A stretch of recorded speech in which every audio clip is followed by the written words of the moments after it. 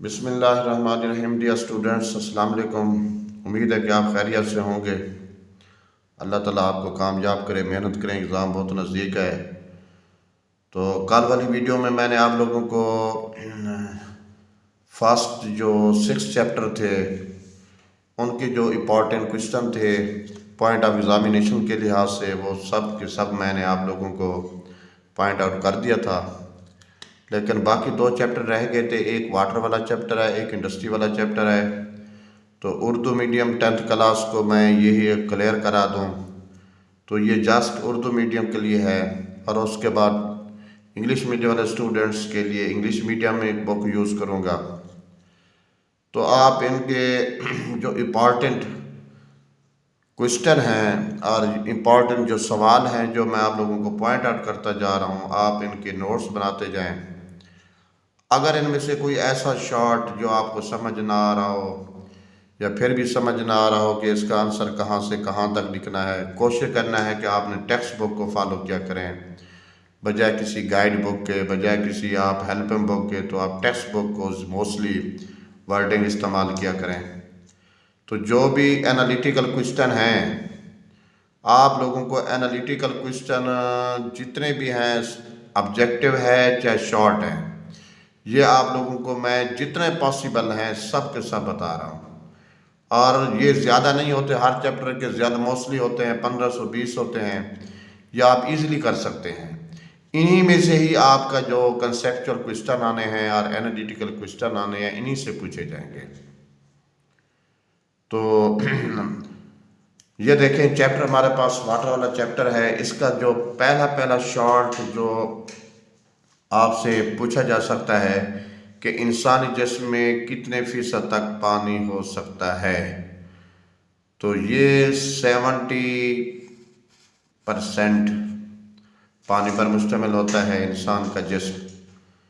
तो दूसरी ऑब्जेक्टिव आप इसमें ये आ सकता है कि जिस तरह ये हमारे पास पॉइंट हैं कि समंदर में पानी कितने % होता है और एटमॉस्फेयर वाटर में कितने % होता है और सतही पानी कितना होता है, ज़मीनी पानी कितना होता है और ग्लेशियर वाला जो पानी होता है वो कितने % होता है। इनमें से कोई ऑब्जेक्टिव वो आपसे पूछ सकता है, पॉइंट आउट करा सकता है। तो आपने ये सारे पॉइंट देख लेने हैं कि परसेंटेज के लिहाज से पानी की जो डिस्ट्रीब्यूशन की गई है, सबसे ज़्यादा जो परसेंटेज है वो सी वाटर होता है। और जो हमारा पानी पीने के काबिल होता है, जिसको हम यूज़ कर रहे होते हैं, 0.2% जो होता है उसको हम यूज़ कर रहे होते हैं। तो ज़मीन पर मौजूद कुल पानी का सिर्फ 0.2% पानी पीने के काबिल होता है। तो पीने वाला वाटर जो है ना 0.2% है, ये याद रखना है। टोटल 0.2% को हम पानी को यूज़ कर रहे होते हैं, तो ये हमारा पीने के काबिल वाटर होता है। उसके बाद ये ऑब्जेक्टिव पूछ सकता है कि फ्रीजिंग पॉइंट, ये वैसे बच्चों को याद होता है। और इसमें इम्पॉर्टेंट और ऑब्जेक्टिव है कि हीट कैपेसिटी वाटर की कितना है, तो आपने लिखना है 4.2 जॉल पर ग्राम पर केल्विन होता है। और इसकी हीट कैपेसिटी पत्थर से 6 गुना क्यों ज़्यादा है, ये शॉर्ट आंसर पूछ सकता है। तो ये एक शॉर्ट आंसर है कि हीट कैपेसिटी जो होती है ना 6 गुना ज़्यादा है पत्थर से। इसके अंदर हीट को टेम्परेचर को कंट्रोल करने का बेस बनती है और हीट को अपने अंदर बर्दाश्त करने की जो सलीयत है इसकी, वो पत्थर से 6 गुना ज़्यादा होती है। तो कुदरत ने सैल और पानी की हीट कैपेसिटी बहुत ज़्यादा रखी है, जो टेम्परेचर को बहुत ज़्यादा हद तक बर्दाश्त भी कर सकता है। और वरना अगर ये ऐसा ना होता, हीट कैपेसिटी ना होती, तो ये फ़ौरन फ्रीज भी हो जाता वाटर और फ़ौरन भी बॉयल होना क्या हो जाता, शुरू हो जाता। तो कुदरत ने इसकी हीट कैपेसिटी बहुत ज़्यादा रखी है ताकि ये टेम्परेचर को बहुत हद तक क्या कर सकता है, बर्दाश्त कर सकता है। ये इसकी रीज़न है। ये इंपॉर्टेंट शॉर्ट आंसर है कि पत्थर के 6 गुना ज़्यादा होती है हीट कैपेसिटी। तो इस शॉर्ट क्वेश्चन का ये आंसर है जो मैंने यहाँ पे दिया है।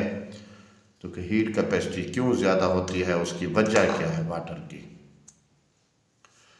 दूसरा जो शॉर्ट आ सकता है इसके बाद, वो पूछ सकता है कि कैप रिएक्शन का मतलब क्या होता है। कैप रिएक्शन किससे कहते हैं और कैप रिएक्शन का जो प्रोसेस होता है कब इस्तेमाल किया जाता है। ये स्टूडेंट्स याद रखना है कि पानी की सरफेस टेंशन ज़्यादा होती है तो पानी के अंदर एक ऐसी नेचुरल प्रॉपर्टीज़ है जो कुदरत की तरफ से बहुत ज़्यादा हमारे लिए अनमोल है कि तो इसकी सरफेस टेंशन ज़्यादा होने की वजह से ये खुद ब खुद जो वाटर होता है बहुत हद तक ये राइज अप होता है जो रूट से लेकर पत्तों तक आसानी तक पहुंच सकता है। इस प्रोसेस को हम नाम देते हैं कैप रिएक्शन। तो आपने इसका आंसर यहाँ तक लिखना है, कैप रिएक्शन क्या है और कैप रिएक्शन जो प्रोसेस होता है वाटर का क्यों ज़्यादा होता है, तो आपने कहना है उसकी सरफेस टेंशन बहुत ज़्यादा होती है। इसलिए कुदरती तौर पर सबसे ज़्यादा किस लिक्विड का जो न कैप रिएक्शन ज़्यादा होता है वो सिर्फ वाटर का ही ज़्यादा होता है। ये दो शॉर्ट आंसर हो गए, एक ये वाला नोट कर लो, बाकी सारी ऑब्जेक्टिव हैं इस पेज में। मैंने ये भी ऑब्जेक्टिव बताई है, ये भी हीट कैपेसिटी वाली भी है, 4 ऑब्जेक्टिव ये हैं। और ये देखें टोटल वाटर कितने % होता है इंसान की बॉडी के अंदर, तो ये 2 शॉर्ट हैं, इसको नोट कर लें। उसके बाद एक और शॉर्ट है जो आपसे पूछा जा सकता है डियर स्टूडेंट्स, वो ये है कि आयनिक कंपाउंड जो होते हैं नॉन आयनिक कंपाउंड जो नॉन आयनिक कंपाउंड होते हैं वाटर के अंदर सॉल्युबल क्यों हो जाते हैं। आयनिक कंपाउंड वाटर के अंदर सॉल्युबल हो जाते हैं क्योंकि उसके अंदर पोलैरिटी बहुत ज़्यादा होती है, वो पोलर होते हैं। तो नॉन आयनिक कंपाउंड वाटर में क्यों सॉल्युबल हो जाते हैं, फॉर एग्जांपल अल्कोहल जैसे हो गया या कार्बोक्सिलिक एसिड है या शुगर है, ये तो हाइड्रोकार्बन होते हैं, ये वाटर के अंदर क्यों सॉल्युबल है। तो आपने जवाब देना है क्योंकि इनमें हाइड्रोजन बॉन्डिंग होती है, इनमें हाइड्रॉक्सिल ग्रुप होता है, इस वजह से हल होते हैं। और बहुत सारे ऐसे कंपाउंड हैं ऑर्गेनिक जो वाटर के अंदर सॉल्युबल नहीं होते लेकिन ये सॉल्युबल हो जाते हैं। वो ऑर्गेनिक कंपाउंड जिनमें हाइड्रॉक्सिल ग्रुप होता है वो इजीली क्या हो जाते हैं, सॉल्युबल हो जाते हैं। ये इसका आंसर है। ये भी एक शॉर्ट क्वेश्चन है, उम्मीद है कि आप इसको नोट करेंगे।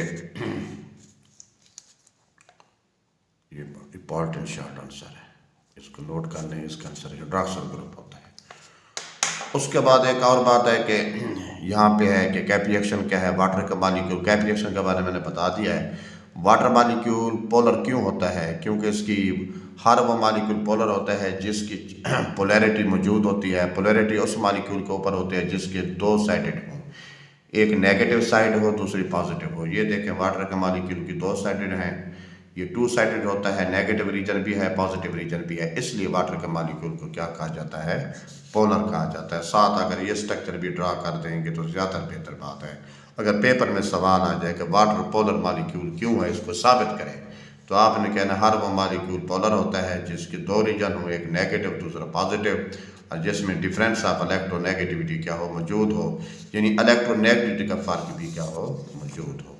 ये भी शॉर्ट आंसर बड़ा अहम है, याद रखना है कि वाटर का मॉलिक्यूल पोलर क्यों कहलाता है, कैप रिएक्शन क्या है, वजाहत करें कि नॉन आयनिक कंपाउंड पानी में हल क्यों होते हैं। ये 3 शॉर्ट आंसर है, तीनों का मैंने जवाब बता दिया है। इसका यही आंसर होता है जो मैंने रीज़न बताई है। उसके बाद एक और शॉर्ट पूछा जा सकता है कि वाटर की हार्डनेस की वजूहात क्या हैं, क्या रीज़न है। बारिश का पानी की जो जब होता है तो उसमें CO2 उसमें क्या हो जाती है, सॉल्युबल हो जाती है, CO2 उसके साथ रिएक्ट कर जाती है, CO2 को रिएक्ट करने से आगे बाइकार्बोनेट बन जाते हैं, और ये जो बाइकार्बोनेट होते हैं ये वाटर की हार्डनेस की क्या होती हैं, वजूहात होती हैं। लेकिन याद रखना है कि हार्ड वाटर सिर्फ हार्ड मेटल की वजह से होता है जिसमें कैल्शियम और मैग्नीशियम क्या है, मौजूद है। अगर कीटाइन कैल्शियम मैग्नीशियम के अलावा किसी और मेटल के हैं तो वो वाटर आपका हार्डनेस नहीं होगा। तो हार्डनेस की मेन रीज़न है ऐसे कीटाइन, अगर पेपर में आ जाए कौन से कीटाइन हैं वो जो हार्डनेस की वजह बनते हैं, तो आपने कैल्शियम और मैग्नीशियम को टेक करना होता है। ये बड़ी इंपॉर्टेंट ऑब्जेक्टिव है। ये शॉर्ट आंसर हो गया, ये स्टूडेंट शॉर्ट आंसर हो गया, हार्डनेस क्यों होती है, और एक आपने रिएक्शन भी साथ लिखना है। और उसके बाद क्वेश्चन पूछ सकता है कि कौन से कीटाइन है जो हार्ड वाटर की वजह बनते हैं, तो आपने कहना है calcium ion and magnesium ion, ये चीज़ है। उसके बाद एक और शॉर्ट आंसर पूछ सकता है कि ऑब्जेक्टिव पूछ सकता है कि टेम्परेरी हार्डनेस में कौन से साल्ट मौजूद होते हैं और परमानेंट हार्ड वाटर में कौन से साल्ट मौजूद होते हैं। तो आपने ये जवाब देना है, सल्फेट और क्लोराइड के जो साल्ट होते हैं हार्ड मेटल के साथ वो परमानेंट होते हैं, और बाइकार्बोनेट के जो साल्ट होते हैं या कार्बोनेट के जो साल्ट होते हैं उसे टेम्परेरी हार्डनेस कहते हैं। सल्फेट और क्लोराइड याद रखना ये परमानेंट हार्डनेस की वजह बनते हैं। तो मैंने जब पढ़ाया था आप लोगों को चैप्टर, तो परमानेंट और टेम्परेरी में दोनों में डिफरेंस भी बताया था कि इसको परमानेंट क्यों कहते हैं और उसको टेम्परेरी क्यों कहते हैं। फिलहाल आप ये समझ लें कि इसके सल्फेट और क्लोराइड, बार बार कह रहा हूँ, ये परमानेंट हार्ड वाटर है। ये ऑब्जेक्टिव बहुत अहम है। अगर इनमें दोनों में डिफरेंस आते हैं तो फिर डिफरेंस भी आप यही ले सकते हैं, यहाँ कैल्शियम मैग्नीशियम के कार्बोनेट होते हैं, यहाँ कैल्शियम मैग्नीशियम के सल्फेट और क्लोराइड होते हैं। उसके बाद ये लॉन्ग क्वेश्चन है, इसको आपने वैसे करना है, कंप्लीट करना है। मैंने बार बार कहता हूँ ये इंपॉर्टेंट लॉन्ग क्वेश्चन है, 90% चांस होते हैं इसके। ये लॉन्ग क्वेश्चन है, मैं लिख देता हूँ ये as a long question, extensive question के तौर पर आपने याद करना है। चारों मेथड इसके आपने करने हैं, परमानेंट वाले भी दोनों मेथड करने हैं और टेम्परेरी हार्डनेस को दूर करने के भी दोनों मेथड करने हैं। और ये क्वेश्चन आपने बहुत ज़्यादा इम्पॉर्टेंट है, ये लाजमी करना है। उसके बाद हार्ड वाटर के नुकसान पूछ सकता है, उसमें इंपॉर्टेंट शॉर्ट आंसर होता है कि बॉयलर स्केल किसे कहते हैं और बॉयलर स्केल क्यों ख़त्म हो जाते हैं। ये हार्ड वाटर जब हम यूज़ करते हैं तो ये हार्ड वाटर जो के अंदर कैल्शियम मैग्नीशियम की जो लेयर्स बनती है ये स्केल के ऊपर जम जाती है, स्केल के ऊपर डिपॉजिट हो जाती है, जिस वजह से इंजन की कारकर्दगी ख़त्म हो जाती है और स्केल, बॉयलर स्केल जो होते हैं वो भी क्या हो जाते हैं, ख़त्म हो जाते हैं।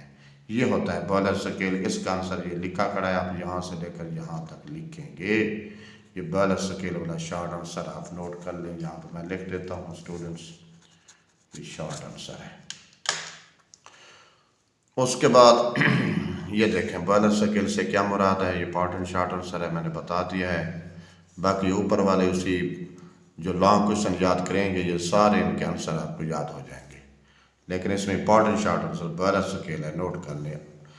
फिर मोस्टली पूछा जाता है व्हाट इज मीन सकम, सकम किसे कहा जाता है। याद रखना है कैल्शियम मैग्नीशियम के इनसॉल्युबल जो प्रेसिपिटेट होते हैं उसे सकम कहते हैं, ये इसका आंसर है। ये आप यहाँ से लेकर यहाँ तक लिखेंगे, इसे क्या बोला जाता है, सकम।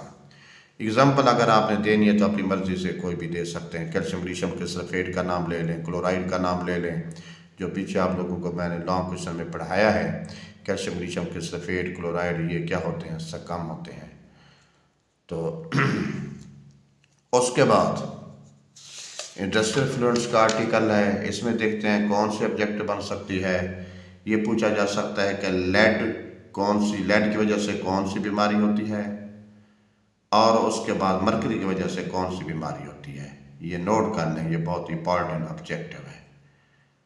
लेड और मरकरी की वजह से कौन सी, ये जब ये दोनों मेटल जब एक पोल्यूटेंट्स के तौर पर वाटर में मौजूद होती हैं तो ये हमारे बॉडी के अंदर कौन सी बीमारियों का सबब बनते हैं। तो ये तो ऑब्जेक्टिव बड़ी अहम है। उसके बाद एक शॉर्ट आंसर है बायोडिग्रेडेबल, ये इंपॉर्टेंट शॉर्ट आंसर है। और नॉन बायोडिग्रेडेबल, बाज़ कंपाउंड ऐसे होते हैं जिनको बैक्टीरिया भी डिकम्पोज नहीं कर सकते, बैक्टीरिया उसको तहलील नहीं कर सकते, तो इसे नॉन बायोडिग्रेडेबल कहते हैं।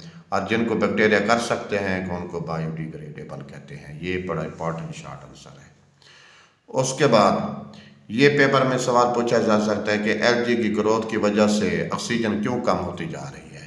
तो स्टूडेंट्स आप जवाब दें कि ऑक्सीजन की कमी जो होती है वो एलजी की ग्रोथ की वजह से होती है। क्यों, एलजी की ग्रोथ की जब ज़्यादा होती है तो बैक्टीरिया उसे डिकम्पोज करते हैं। जब बैक्टीरिया उसे डिकम्पोज करते हैं तो ऑक्सीजन क्या करते हैं, यूज़ करते हैं। ऑक्सीजन यूज़ करते हैं तो ऑक्सीजन की पानी में क्या हो जाती है, कमी हो जाती है। और एक्वाटिक एनिमल क्या हो जाते हैं, डिस्टर्ब होते हैं, उनकी मौत वाक़ई हो जाती है। ये इंपॉर्टेंट शॉर्ट आंसर है। ये यहाँ जवाब लिखा खड़ा है कि दोबारा समझ लें ये कैसे शॉर्ट आएगा। एनालिटिकल क्वेश्चन जो आपका कंसेप्चुअल बन के आएगा कि एलजी की ग्रोथ एक्वाटिक लाइफ की मौत का सबब क्यों बनती है या ऑक्सीजन क्यों कम हो जाती है, इस तरह पूछे तो आपने यही जवाब देना है। उसके बाद वो पूछेगा कि एग्रीकल्चर के डुअल इफेक्ट क्या हैं, दोहरे असरात का मतलब क्या है। तो ये दोनों पॉइंट आपने लिखना होता है नीचे प्रोसेस वाला। तो इसके डुअल इफेक्ट यहाँ पे मैंने लॉन्ग में जो पढ़ाया था समझा दिया था कि इसके फ़वाइद के साथ साथ जो नुकसानात हैं वो भी साथ लिखने हैं, उसको कहते हैं डुअल इफेक्ट्स। उसके बाद इसमें से वाटर पोल्यूशन के असरात हैं। ये लॉन्ग क्वेश्चन भी बड़ा अहम है, इसे मैं लिख देता हूँ, लॉन्ग क्वेश्चन के तौर पर याद करना है। और इसमें शॉर्ट अगर डिस्कस करेगा तो सिर्फ वही पूछेगा जो मैंने पहले बताया कि एलजी की ग्रोथ तेज़ का सबब कैसे बनते हैं, एलजी की ग्रोथ तेज़ क्यों होती है। तो आपने कहना है जो हम डोमेस्टिक यानी कि चीज़ें इस्तेमाल करते हैं, साबुन वगैरह इस्तेमाल करते हैं, डिटर्जेंट इस्तेमाल करते हैं, उनमें फास्फेट होता है, उनमें सल्फेट होता है, वो एलजी की ग्रोथ को तेज़ कर देता है क्योंकि वो एलजी की खुराक होती है। एलजी की खुराक फिर समझ लो क्या होती है, ये साल्ट होते हैं, फास्फेट हो गए, सल्फेट हो गए, ये होती हैं। एलजी की ग्रोथ बढ़ जाती है और एलजी की ग्रोथ बढ़ गई तो पहले भी मैंने बात समझाई है कि ऑक्सीजन की कमी हो जाती है। तो ये पॉइंट यहाँ तक दोबारा रिपीट करते हैं उसको।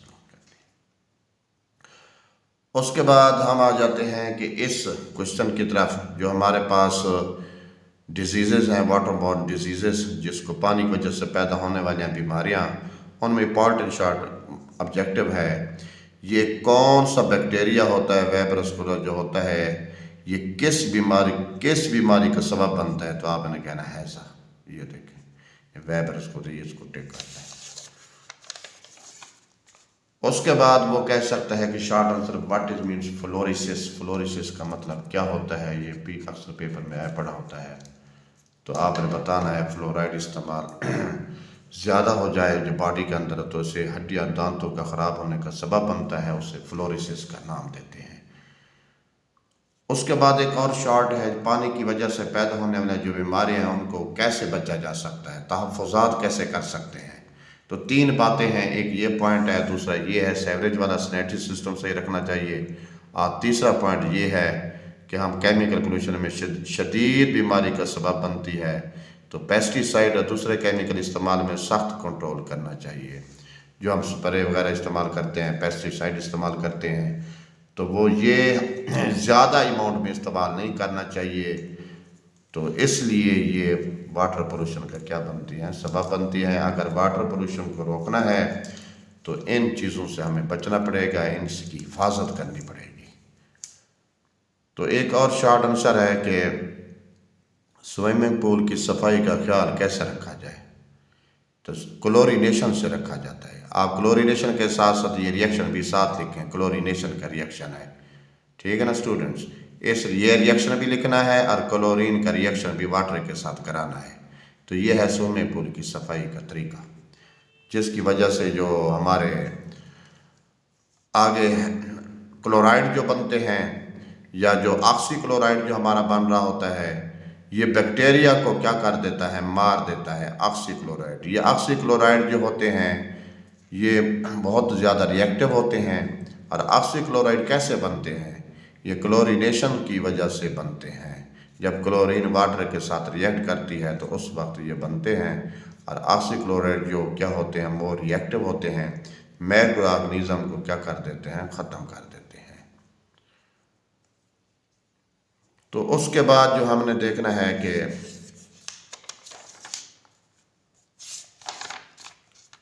ये हमारी एक्सरसाइज है, इसमें सारी ऑब्जेक्टिव करें अच्छी बात है, लेकिन इंपॉर्टेंट ऑब्जेक्टिव मैं 5-6 बता रहा हूँ वो आप लाजमी करनी है।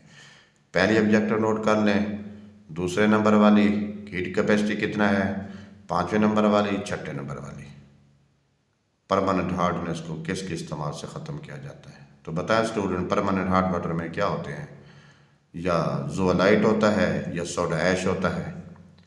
तो इस वजह से ये इसका ऑप्शन होगा परमानेंट हार्ड वाटर, जिसमें कौन से साल्ट होते हैं मैंने बताया, सल्फेट और क्लोराइड होते हैं, कैल्शियम मैग्नीशियम के। 11वीं ऑब्जेक्टिव होगी, 13वीं ऑब्जेक्टिव होगी 13 नंबर वाली, और ये 15 नंबर वाली ऑब्जेक्टिव है। ये तकरीबन 7-6 ऑब्जेक्टिव हैं, इनको अच्छे तरीके से करना है, बाकी ऑब्जेक्टिव को भी देख के जाना है, लेकिन ये बहुत वेरी इंपॉर्टेंट हैं, इनमें ऑब्जेक्टिव है। उसके बाद ये शॉर्ट हैं, इनके आंसर मैं वैसे बता चुका हूँ, फिर दोबारा रिपीट कर देता हूँ। सारे शॉर्ट आंसर अहम होते हैं, लेकिन इसमें जो मोस्टली 99% आने वाले हैं नंबर 2 है, नंबर 4 है, ठीक है ना। पानी में पोलर शाह के हल होने की वजह क्या फोर्सेस होती हैं, तो ये मैंने पहले भी बताया है कि पानी में पोलर शाह के हल होने की फोर्सेस जो होती हैं वो कौन सी होती हैं, डाइपोडाइपोल फोर्सेस होती हैं। क्यों होती हैं कि टू साइडेड होता है, एक नेगेटिव रीजन होता है, दूसरा पॉजिटिव रीजन होता है, या अपोजिट आइन एक दूसरे को अट्रैक्ट करते हैं। तो पीछे डायग्राम भी बनी खड़ी है। पानी में शुगर कैसे हल होती है मैंने वजह बताई अभी। सॉफ्ट हार्ड वाटर में क्या फ़र्क है ये भी बता दिया। डिटर्जेंट के नुकसानात क्या हैं ये भी बता दिया। डिटर्जेंट की वजह से क्योंकि एलची की ग्रोथ तेज़ होती है और जिस वजह से ऑक्सीजन कम हो जाती है। और 13वें नंबर वाला भी दोबारा नोट करें, number 2, number 4, number 6, number 9, number 13। उसके बाद लॉन्ग क्वेश्चन है। लॉन्ग क्वेश्चन मैंने आप लोगों के इस चैप्टर के बताए हैं। सिर्फ 3 लॉन्ग क्वेश्चन हैं जो बहुत ज़्यादा जो है, एक दोबारा रिपीट कर दूँ।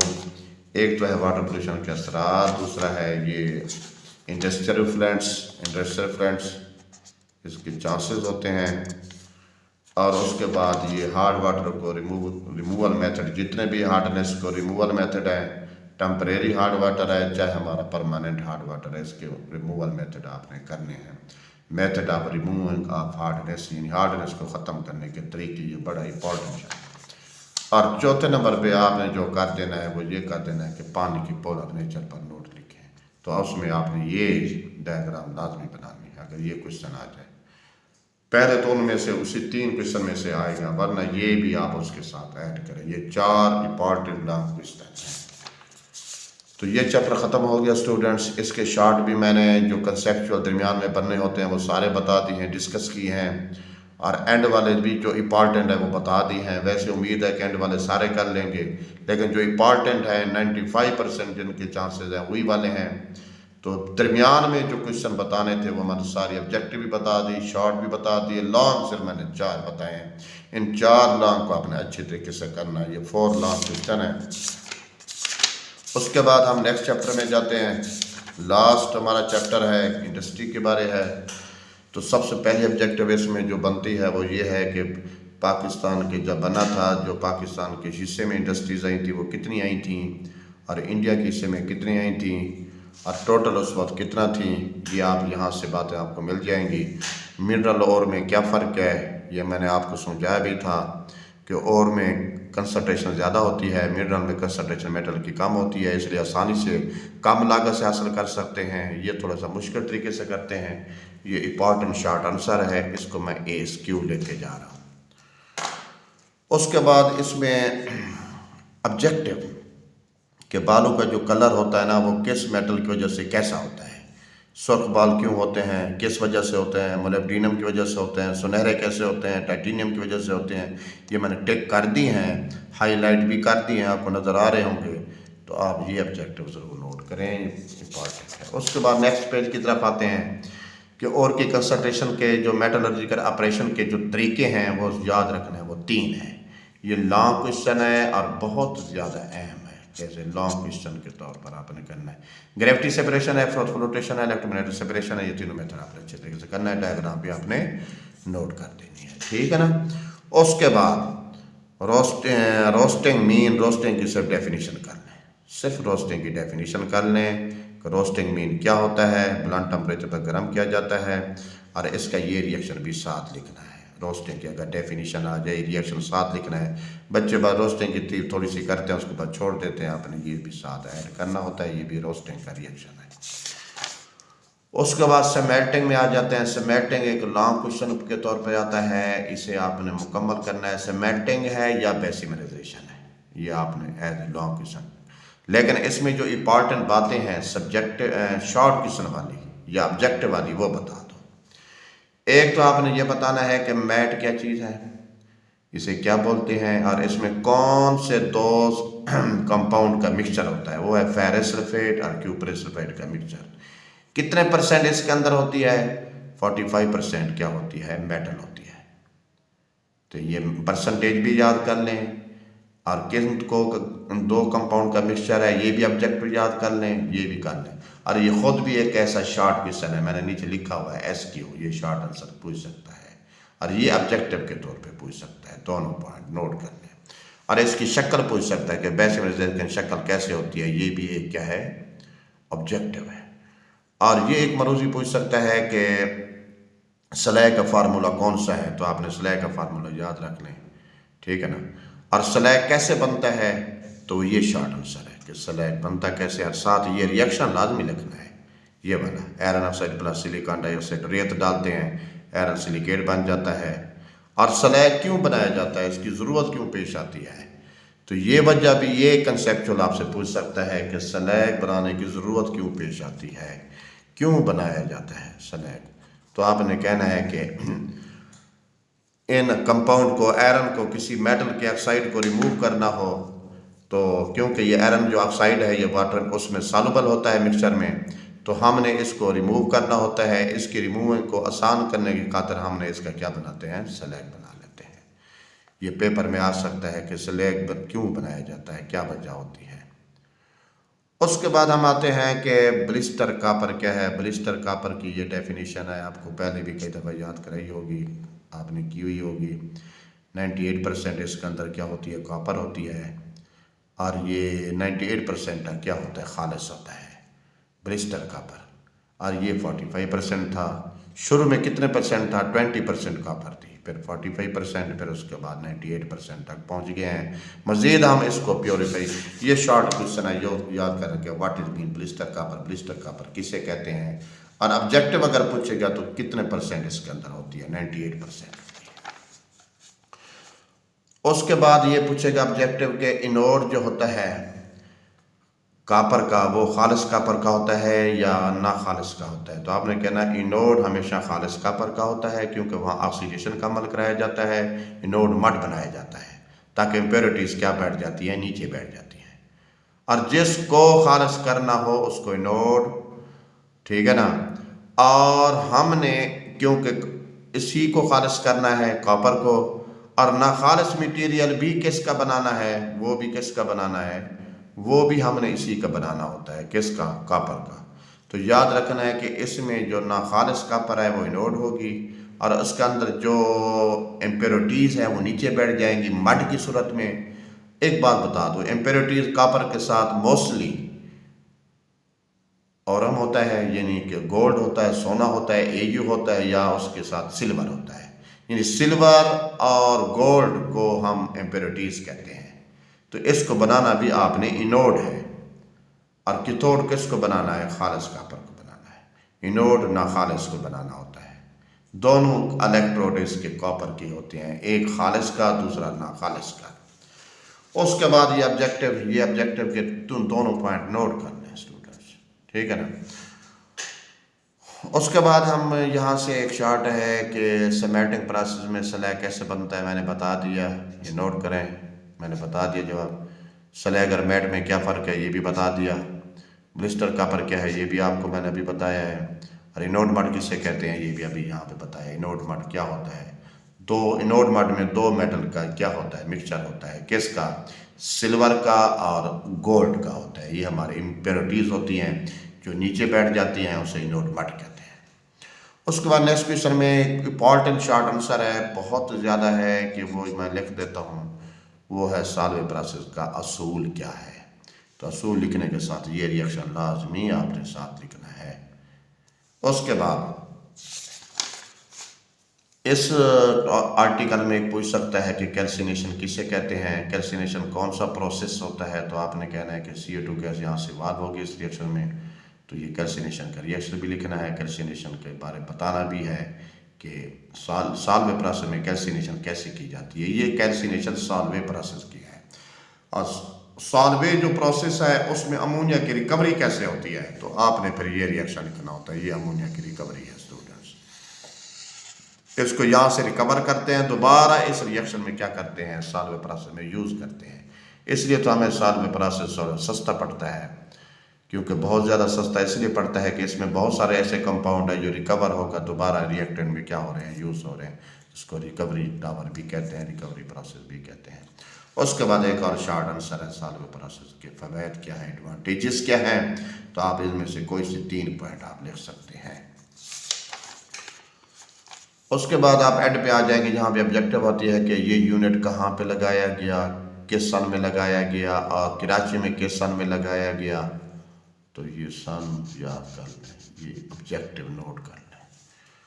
उसके बाद डियर स्टूडेंट्स, यूरिया की तैयारी में पहुंच गए हैं। यूरिया की तैयारी में सबसे पहला जो शॉर्ट आता है कि अमोनिया, यूरिया की तैयारी में अमोनिया किस प्रोसेस से तैयार की जाती है, आपने कहना हॉबर प्रोसेस। और कैसे की जाती है तो आपने ये रिएक्शन साथ लिखना है। कैटलिस्ट ना भूला करें, टेम्परेचर भी साथ होता है। अगर ये भूल गए तो फिर छोड़ दें, वरना ये लाजमी लिखना होता है क्योंकि कंडीशन के अलावा ये रिएक्शन पॉसिबल भी नहीं है। लेकिन आपने गलत नहीं लिखना है, इसको याद करके जाना है। ये देखें, यहाँ पर प्रोसेस में ये प्रेशर है, जो आप कंडीशन है, सूटेबल कंडीशन होती है इस रिएक्शन पे, ये रिएक्शन बहुत ज़्यादा तेज़ होता है। उसके बाद अमोनियम कार्बामेट कैसे बनता है तो आपने ये लिखना होता है रिएक्शन। ये दूसरा शार्ट है, इस यूरिया वाले टॉपिक का दूसरा शार्ट ये है। उसके बाद हम आ जाते हैं कि यूरिया की अहमियत में कौन सा आपकी ऑब्जेक्टिव बन सकती है। तो यूरिया तकरीबन कितने फीसद फर्टिलाइजर के तौर पर इस्तेमाल की जा रही है? 90%। ये ऑब्जेक्टिव है, नोट करें। उसके बाद हम आ जाते हैं पेट्रोलियम वाले टॉपिक में। पेट्रोलियम का मतलब क्या है, ये कैसे बनता है, तो आपने यहाँ से यहाँ तक लिखना होता है। इसे रॉक ऑयल कहते हैं, रॉक से हासिल होता है। तो ये आपने पहली तो लाइन लिखनी है। इसके बाद स्टूडेंट्स, क्रूड ऑयल किसे कहते हैं? What is mean crude oil? रूड किसे कहा जाता है? ये जो ऑर्गेनिज्म से जो गहरे भूरे रंग का जो एक ऑयल हासिल होता है ज़मीन से, ठीक है ना, उसे क्रूड ऑयल का नाम देते हैं। इसी क्रूड ऑयल से फिर कितने फ्रैक्शन हासिल करते हैं? 6 फ्रैक्शन हासिल करते हैं। कौन कौन से करते हैं? ये वाले 6 करते हैं। Fuel oil, diesel oil, kerosene oil, petroleum, ether, ये पेट्रोलियम इसे कहते हैं। ये क्रूड ऑयल के कंपोनेंट के नाम है, फ्रैक्शन के नाम है। और इसके फ्रैक्शन के बाद भी कुछ नीचे चीज बैठ जाती है, वो रेजिडुअल ऑयल होता है। रेजिडुअल ऑयल से फिर क्या बनाते हैं? फिर उसे 4 कंपोनेंट और बनाते हैं। वो आपको बता दूं, ये वाले 4 कंपोनेंट है, ये याद कर लें। ये रेजिडुअल ऑयल के कंपोनेंट है, ये क्रूड ऑयल के कंपोनेंट है। ये इन दोनों में होता है फ़र्क। ये बहुत ही इंपॉर्टेंट शार्ट है। क्रूड ऑयल, रेजिडुअल ऑयल में क्या फ़र्क है, या इनके फ्रैक्शन के नाम लिखें तो याद रखना है, ये फ्रैक्शन के नाम लिखने हैं और इधर से ये फ्रैक्शन के नाम लिखने हैं। उसके बाद एक और शार्ट आता है, हम नेक्स्ट पेज पे आ गए हैं स्टूडेंट्स। वो ये है कि डीजल ऑयल और फ्यूल ऑयल में क्या फ़र्क है। तो एक तो आपने इनका कंपोजिशन के बारे में बताना होता है कि कार्बन की तादाद कितना है, क्या फ़र्क है, और बॉइलिंग रेंज का क्या डिफरेंस होता है। बाकी यूजेस नहीं लिखने डीजल और फ्यूल ऑयल में अगर डिफरेंस आ जाए। हाँ, कैरोसिन ऑयल का यूजेस आया पड़ा होता है तो आपने ये कैरोसिन ऑयल का क्या बताना है, यूजेस। बाद गैसोलीन का भी यूजेस आया पड़ा होता है तो आपने ये बताना है। तो इसमें 2 शार्ट हैं, या इनमें डिफरेंस पूछेगा या गैसोलीन और कैरोसिन ऑयल का क्या पूछेगा, यूजेस पूछेगा। ये बहुत ही इंपॉर्टेंट है, इनको नोट करना है। इनके 2 के यूजेस और इन दोनों में डिफरेंस, ये अमूमन अक्सर पेपर में पूछा जाता है।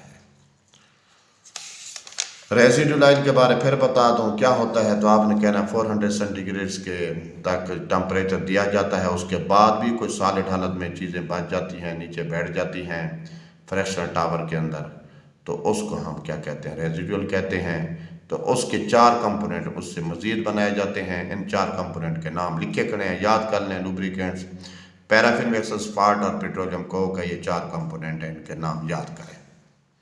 हाँ, पेपर में आ जाए क्रूड ऑयल की कितने फ्रैक्शन में तकसीम किया जाता है, मैंने अभी बताया वो 6 फ्रैक्शन है, और ये रेजिडुअल ऑयल के फ्रैक्शन के नाम है। उसके बाद हम आ गए हैं एक्सरसाइज की तरफ। सारी ऑब्जेक्टिव करनी होती है, लेकिन जो 4, 5, 6 ऑब्जेक्टिव हैं जिनको बस इन्हीं के चांसेस होते हैं, बहुत ज़्यादा आई पड़ी होती हैं पेपर में। नंबर 2 वाली, नंबर 3 वाली, नंबर 5 वाली, नंबर 6 वाली, और ये नंबर 8 वाली नोट करते जाएं, नंबर 9, नंबर 10, नंबर 18। बाकी इनके आंसर तो आपको आते होंगे, इजी हैं, तो इनको अच्छी तरीके से फिर भी देख के जाना होता है और इनके सही ऑप्शन करके जाने हैं।